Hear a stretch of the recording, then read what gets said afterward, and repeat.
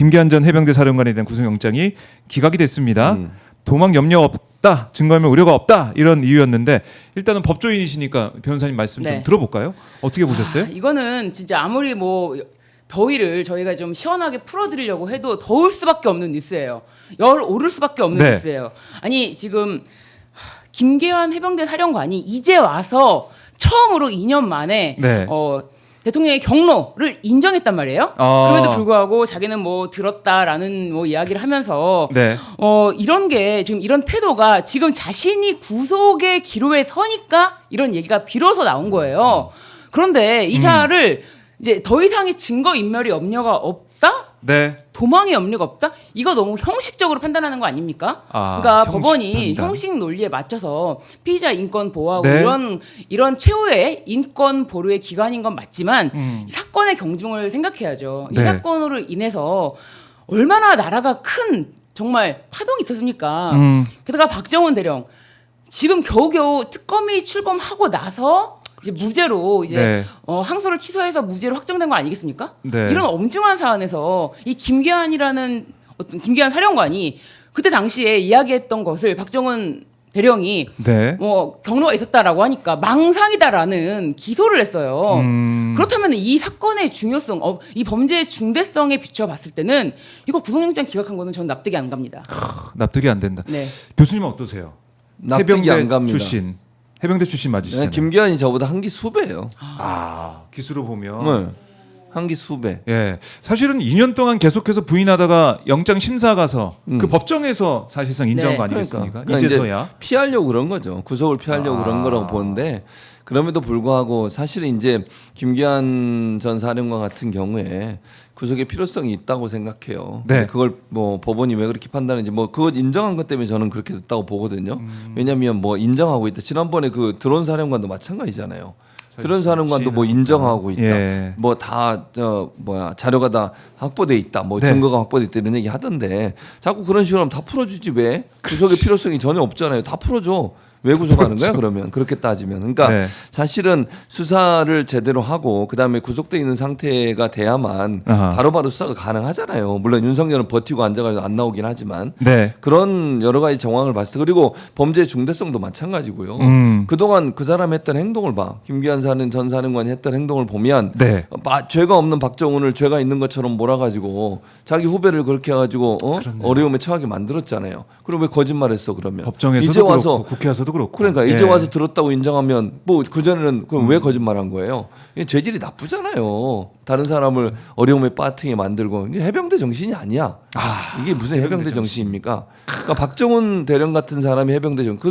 박정훈도 저 7년 후배고 김기환도 1년 후배인데 이런 그 해병대 정신은 네. 부하를 사랑하고 부하가 잘못하기 위해서 내가 책임을 지는 그런 지휘관의 그렇네. 맞아요. 모습이어야 그렇게 돼요. 생각했는데. 근데 지금 너무 비겁하잖아. 임상근무터 해가지고 둘 줄줄이. 다 임성근, 김기환 둘 다 후배한테 모든 걸 다 뒤집어 씌우려고 그러고 자기 빠져나오려고 후배를 저는 구렁텅이 밀어넣는 저런 행동을 하는 사람이 어떻게 해병대 장교예요, 저게? 네. 그러니까 이 국민들이 봤을 때 진짜 이거 이상하다. 법원이 왜 그럴까? 그러니까 지난번에 보면은 김건희 특검에서 신청했던 청구했던 그 영장 압수수색 영장마저도 기각이 네. 됐었고, 그렇죠. 네, 드론 사령관도 마찬가지고, 이거 김기환도 그렇고 법원 좀 이상한 거 아닙니까? 아니 그러니까 예.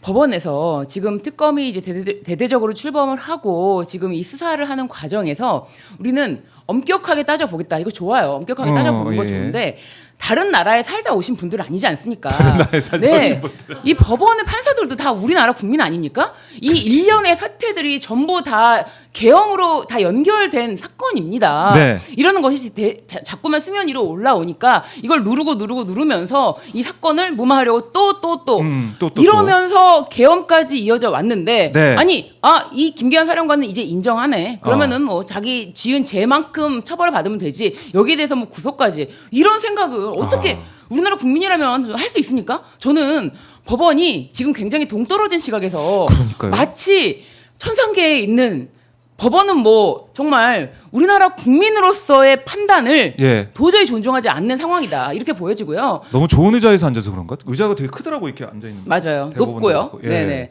그런데 내려다보고. 예, 그렇죠. 그러니까 내가 이거 의자부터 올바르게 바꿔요. 판단해주겠다. 내가 절대 인권 보호 철저히 하겠다라는 정신으로 하고 있는데 네. 이거는 지금 이 특검은 우리 나라를 구하는 특검이라고 봐야 돼요.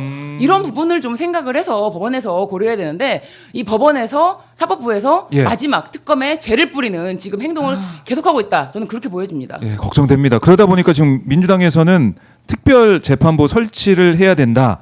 이런 얘기 나왔어요. 특별 재판부 설치 목소리가 커지고 있고. 그러니까 그야말로 이게 48년에 있었던 반민족 행위자 처벌 위한 특별 재판부 사례까지 거론이 되면서 그때에 준해서 특별하게 재판해야 된다 이런 목소리 나올 수밖에 없어요. 그렇죠? 왜냐하면 지금까지 사법부가 보여줬던 태도를 보면 예. 신뢰하기가 어렵잖아요. 대법원장부터 제대로 된 판단을 안 하고 있는 상황인데 누가 사법부를 조이대. 판단할 수가 있어요. 그다음에 예. 또 누구야 그거 시간으로 계산할 때 지기현 이런 사람들이 존재하고 있잖아요. 그러니까 사법부 물론 뭐 사법부에 있는 판사들 중에 제대로 하는 사람도 있겠죠. 뭐 그걸 제가 부인하지는 않겠습니다만 이렇게 뭐 곳곳에서 여러 가지 사안들을 볼 때 내랑 관련된 거나 김건희 특검 관련된 여러 네네. 사안들에 대해서 나오는 결과들을 보면 국민적인 어떤 법적 감정과 맞지 않는 행동들과 태도들이 나오잖아요. 결과들도 나오고 그러면 정말로 그 특별 재판부를 만들어서라도 네. 내란을 단죄하고 윤석열 이 일가, 이 김건희를 포함한 이 일가의 잘못된 행동들을 바로잡을 수 있는 사법적 판단을 할 수 있는 기관을 만드는 게 필요하다고 볼 수 있는 거죠.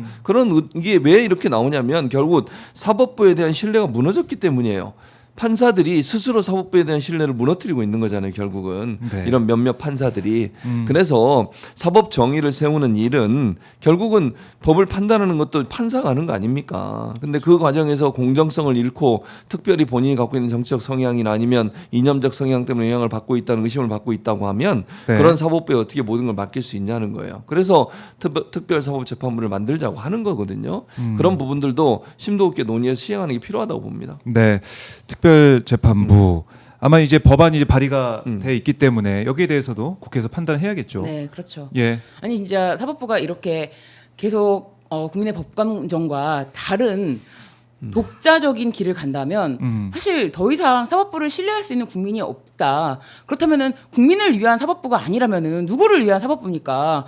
이 오로지 이 자신들만을 위한 공고히 하기 자신들의 세력만을 공고히 하기 위한 사법부인가? 네. 그런 것에 대해서 국민들이 다 지켜보고 있는 가운데서도 지금 영장을 기각을 했다는 거는 네. 지금 앞으로의 수사라든지 이런 것에 대해서 계속 뭐랄까요?